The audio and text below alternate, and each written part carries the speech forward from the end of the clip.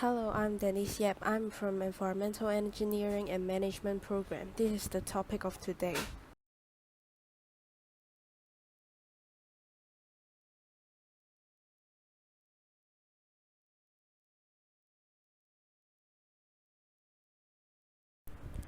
Hong Kong Roadmap on Popularization of Electric Vehicles report released in early 2021 has mentioned the development and application of hydrogen. Considering hydrogen fuel cell electrical vehicles as an attractive new energy vehicle, making hydrogen energy as a potential clean energy source in the future.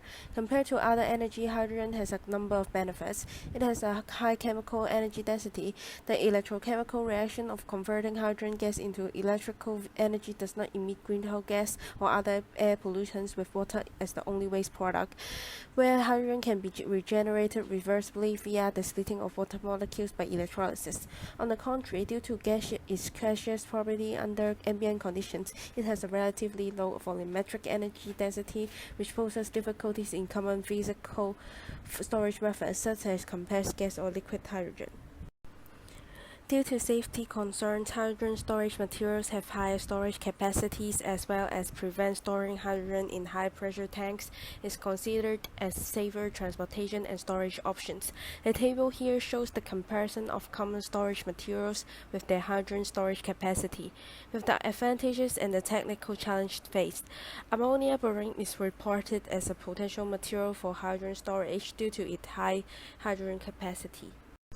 Ammonium borane has a high hydrogen content with a low molecular weight, with high stability under ambient conditions, allowing AB to be handled easily at room temperature and pressure.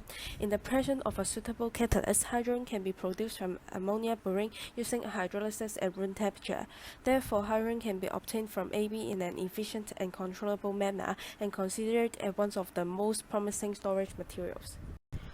Cobalt manganese is chosen because of its stability and durability of the SACs towards AB hydrolysis. Cobalt as the base metal has modest activities, abundance, and magnetic nature, while manganese as the second metal has low electronegativity that provides polarized chemical environment that facilitates the electron donations to neighboring N atoms and form stronger manganese N bonds. Also, the cobalt manganese dual atom active sites exhibit a large upshift of the D-band center closer to the Fermi level and could significantly accelerate water deassociation in her reaction.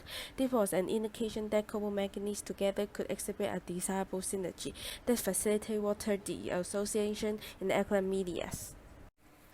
The SEM is used to determine the structural morphology, and TEM is used to determine the microstructure. So we can see in the graphs here, it shows the catalyst has the earthworm-like morphology, while the TEM images shows the convoluted carbon nanofibers. The XRD graph on the left side is used to quantify the size and crystallinity of the cobalt and manganese nanoparticles in sample. The blue line shows the XRD results of cobalt, and this can have a better differentiation between the peaks caused by cobalt and manganese nanoparticles in the cobalt manganese catalyst.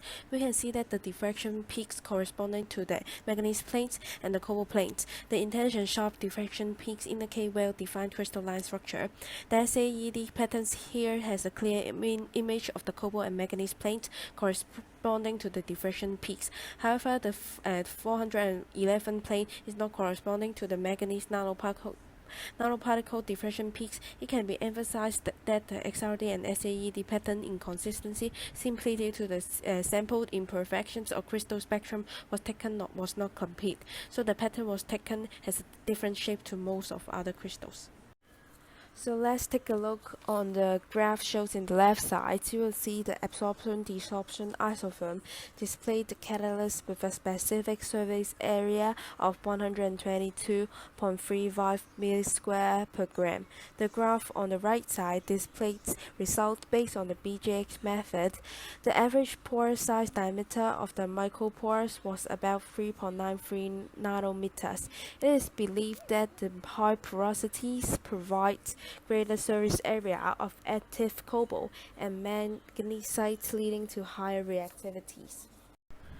The catalyst performance of the catalyst is presented by the hydrolysis of AB at 40 degrees Celsius. The relationship between the rate of hydrogen evolutions and the carbonization temperature of the catalyst was displayed, where the carbonization temperature of 800 exhibit the best performance, and the experimental results also revealed that the optimum ratio of cobalt to manganese was 2:1, and that this specific ratio of cobalt manganese significantly outcompete the performance of other ratios. Different concentration of buffer solution is tested for the optimal AB hydrolysis. The low buffer concentration at 0.1 mol really alkaline buffer conditions, the rate of water evolution reached the highest due to the optimal condition present for fastest water absorption. The concentration of BO2 ion can be reduced and also prevent blockage of SA active sites by OH ion under strong alkaline media due to high specific surface energy. Next, to determine the effects of the alkaline buffer on the catalyst as well as the impacts of temperature on the hydrolysis of AB, a water buffer test was done with the temporal kinetic investigations of the catalyst. Arrhenius plots for such data were generated to determine the kinetics of the reaction. It was determined that the activation energy of 25 degrees Celsius for the hydrolysis of AB in buffer was 38.9 kJ per mole, which is 4.91 kJ per mole lower than that in the water. We can see that both increase in temperature up to 40 degrees Celsius and performing hydrolysis under alkaline buffer conditions at around pH 9 would increase the rate of AB hydrolysis. The 50 cycles experiments demonstrate the exceptional durability and stability of the catalyst, where the catalyst exhibit lack of obvious decay even after the 50 cycle. We can see that when AB solution was added to the catalyst mixture at the start of each cycle, and there was no significant decay in the catalyst performance, indicating the strong anchorage of metal nanoparticles and single atom into the CNTs. It was believed that the reaction media reached an optimum pH of around 9, where cobalt and manganese dopants were activated, thus reaching the optimum rate.